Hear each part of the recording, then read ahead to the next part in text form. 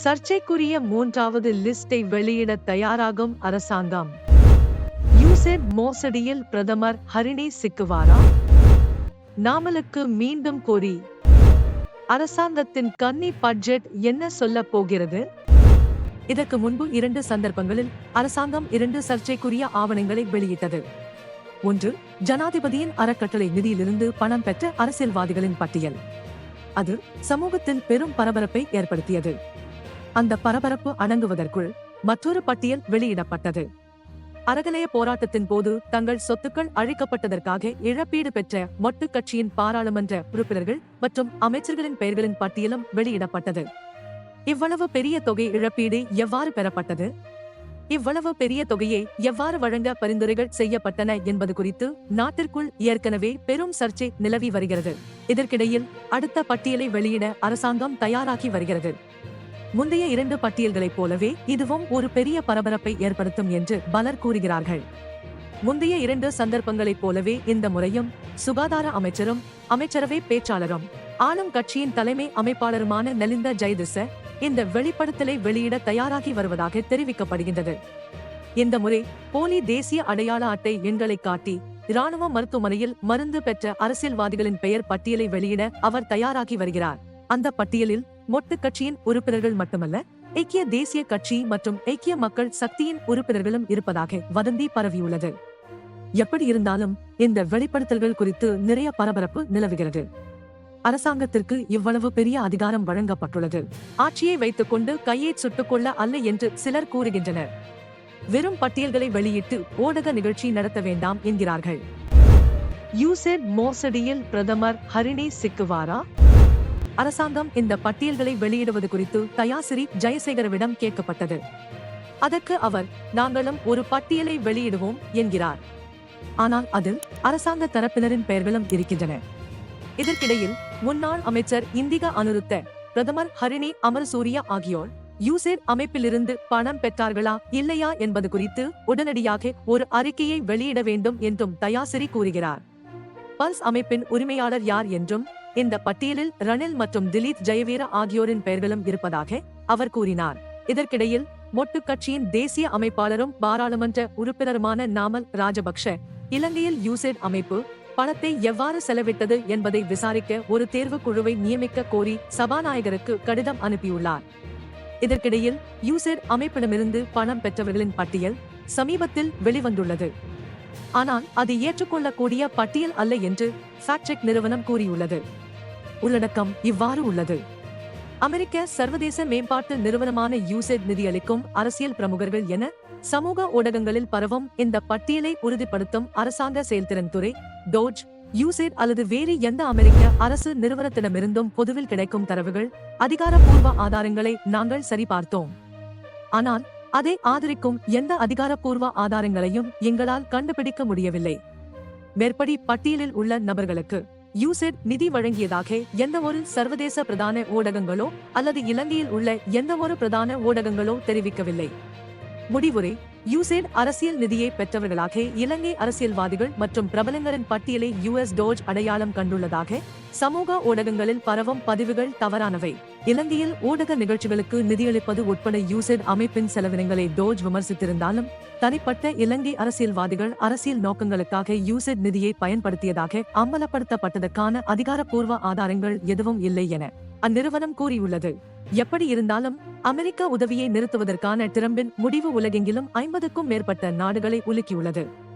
யூசெட் அமைப்பை தரைமட்டமாக்கியதன் மூலம் அமெரிக்க ஜனாதிபதி டொனால்ட் டிரம்ப் அமெரிக்க ஏகாதிபத்தியத்தின் ஒரு குறிப்பிடத்தக்க பகுதியை புதைப்பதில் வெற்றி பெற்றதாக கூறப்படுகிறது. டொனால்ட் டிரம்ப் எவ்வளவு கடினமான நபராக இருந்தாலும் அவர் மற்ற நாடுகளின் போர்களில் ஈடுபட விரும்புவதில்லை. அமெரிக்க தலைவர்கள் பாரம்பரியமாக போரினால் பாதிக்கப்பட்ட நாட்டுக்கு அமெரிக்க படைகளை அனுப்பி போருக்கு உதவுவது வழக்கம் என்றாலும், அமெரிக்க மக்களின் பணத்தை மற்ற நாடுகளில் போர்களுக்கு செலவிடுவதில் தனக்கு எந்த பிரச்சனையும் இல்லை என்று டிரம்ப் கூறுகிறார்.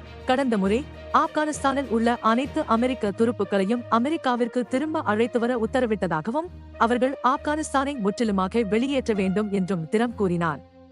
இந்த முறை ஜனாதிபதியான பிறகு டிரம்பின் முதன்மையான முன்னுரிமைகளில் ஒன்று யூசெட் அமைப்பை மூடுவதாகும். டிரம்ப் யூசெட் அமைப்பை வருடத்திற்கு $40 பில்லியன் அமெரிக்க பொது பணத்தை விழுங்கும் ஒரு நிறுவனமாக கருதினார். கடந்த வாரம் ஆஸ்திரேலிய முதலீட்டாளர்களும் வெளியேறினர். இப்போது இந்தியாவின் அதானியும் வெளியேறிவிட்டார். அமெரிக்க முதலீட்டாளர்கள் 25ஆம் தேதிக்குள் வரவில்லை என்றால் ஷெல்லும் சிக்கலில் மாட்டிக்கொள்ளும். தற்போது முதலீட்டாளர்களை உள்வாங்குவதற்கு பதிலாக அவர்களை விரட்டுகிறது. என்ன இங்கு நடக்கிறது என்று ஹர்ஷ டி சில்வா கேட்கிறார். நாமலுக்கு மீண்டும் கோரி. இதற்கெல்லாம் மத்தியில் பாராளுமன்ற உறுப்பினர் நாமல் ராஜபக்ஷ மீது மற்றொரு விசாரணை தொடங்கியுள்ளது. நாமல் தனது சட்டப்பட்டத்தை எவ்வாறு பெற்றார் என்பது குறித்த விசாரணை இது. இந்த விசாரணையை தொடங்க குற்றப்புலனாய்வு துறைக்கு அறிவுறுத்தியுள்ளதாக பதில் போலீஸ் மா அதிபர் சட்டத்தரணி பிரியந்த வீரசூரிய தெரிவித்துள்ளார். நாமல் ராஜபக்ஷ சட்ட பரீட்சையில் சித்தியடைந்தது சிக்கலானது என்று பல முறைப்பாடுகள் தமக்கு கிடைத்துள்ளதாக பதில் ஐஜிபி தெரிவித்தார். சட்ட கல்லூரி முதல்வரின் பரிந்துரையை பெற்ற பிறகு மேலும் விசாரணைகள் நடத்தப்படும் என்று பதில் ஐஜிபி மேலும் கூறுகிறார். அரசாங்கத்தின் கன்னி பட்ஜெட் என்ன சொல்ல போகிறது? திசை காட்டி அரசாங்கத்தின் கன்னி பட்ஜெட் மீதான விவாதம் பிப்ரவரி 17 முதல் மார்ச் 21 வரை நடைபெறும். தற்போதைய பாராளுமன்றத்தில் இடங்களை வைத்திருக்கும் 12 கட்சிகள் பட்ஜெட் காலத்தில் பாராளுமன்றத்தில் உறுதியான கோரம் பராமரிக்க பொறுப்பாகும். அந்த நேரத்தில் உள்ளூராட்சி மன்ற தேர்தல் பிரச்சாரத்தில் அது ஒரு தீர்க்கமான தாக்கத்தை ஏற்படுத்தும். அதன் பிறகு புத்தாண்டு காலத்தில், அதாவது ஏப்ரல் 9 முதல் 18 வரை பொது சேவை மற்றும் பொதுமக்கள் புத்தாண்டு விடுமுறையையும் கழிப்பார்கள். இதனால் உள்ளூராட்சி மன்ற தேர்தல் வரலாற்றில் தேர்தலுக்கு முந்தைய பிரச்சாரத்திற்கு மிக குறைந்த நாட்களே இந்த தேர்தலில் இருக்கும். இலங்கை வரலாற்றில் இதற்கு முன்பு ஒருபோதும் முழு பட்ஜெட் காலத்துக்குள் எந்த ஒரு தேர்தலும் நடத்தப்பட்டதில்லை. எதிர்க்கட்சியான ஐக்கிய மக்கள் சக்தி மற்றும் ஐக்கிய தேசிய கட்சி ஆகியவை ஒரே பட்டியலில் போட்டியிட வேண்டிய அவசியமில்லை என்பது தெளிவாகிறது. இதன் விளைவு என்னவென்றால், மீண்டும் பாரம்பரிய ஐதேக ஆதரவாளர்கள் வாக்குச்சாவடிகளுக்கு சென்று வீட்டிலேயே இருக்கிறார்கள். மறுபுறம் எதிர்க்கட்சிகளுடன் இணைந்து பணியாற்றுவதை எஸ்ஜேபி நேற்று 2வது முறையாக நிராகரித்தது. இலங்கையில் மிகவும் சிக்கலான தேர்தல் மாகாண சபை தேர்தல் ஆகும். ஒரு உள்ளூராட்சி நிறுவனத்தில் அதிகாரத்தை பெற தனியாக போட்டியிட்டு தனித்தனியாக போட்டியிட்டு இறுதியில் ஒன்றாக உள்ளூராட்சி நிறுவனத்தை வெல்வதும் சமூக பொருளாதார மற்றும் அரசியல் காரணிகளை பயன்படுத்தி பிரிவை வெல்வதும் முக்கியம். இன்று எஸ்ஜேபி, யுஎன்பி, என்பிபி ஆகிய வலதுசாரி முகாம் இந்த தந்திரோபாயங்களில் எதையும் முறையாக செயல்படுத்தும் நிலையில் இல்லை. அதற்கு 2 காரணங்கள் உள்ளன. உள்ளூராட்சி மன்ற தேர்தலில் வெற்றி பெற வேண்டிய அவசியம் எந்த எதிர்க்கட்சிக்கும் இல்லை. அரசாங்கத்திற்கு என்ன வேண்டுமானாலும் செய்ய குறைந்தபட்சம் 2 ஆண்டுகள் அவகாசம் அளிப்பதே எதிர்க்கட்சியின் திட்டம். இரண்டாவதாக, சமீபத்திய வரலாற்றில் மிகவும் போட்டியிட்ட மற்றும் அச்சுறுத்தப்பட்ட தேர்தலை எதிர்கொள்ள அவர்கள் சரியாக தயாராக இல்லை. கூட்டுறவு வாக்குகள், போராட்டங்கள், மாநாடு கூட நடத்த அனுமதிக்காத சூழ்நிலையின் மூலம் எதிர்க்கட்சி ஏற்கனவே இதை உணர்ந்துள்ளது. இது எதிர்க்கட்சிகளுக்கு தேர்தலை எதிர்கொள்ளும் தேவையோ திறனோ இல்லை என்பதை காட்டுகிறது.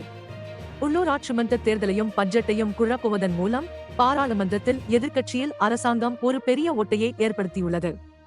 எதிர்க்கட்சியினர் தெரிந்தோ தெரியாமலோ இந்த பொறியில் விழுந்து கொண்டிருக்கிறார்கள். அதைத்தான் ரஜித் கீர்த்தி தென்னகோன் கூறுகிறார்.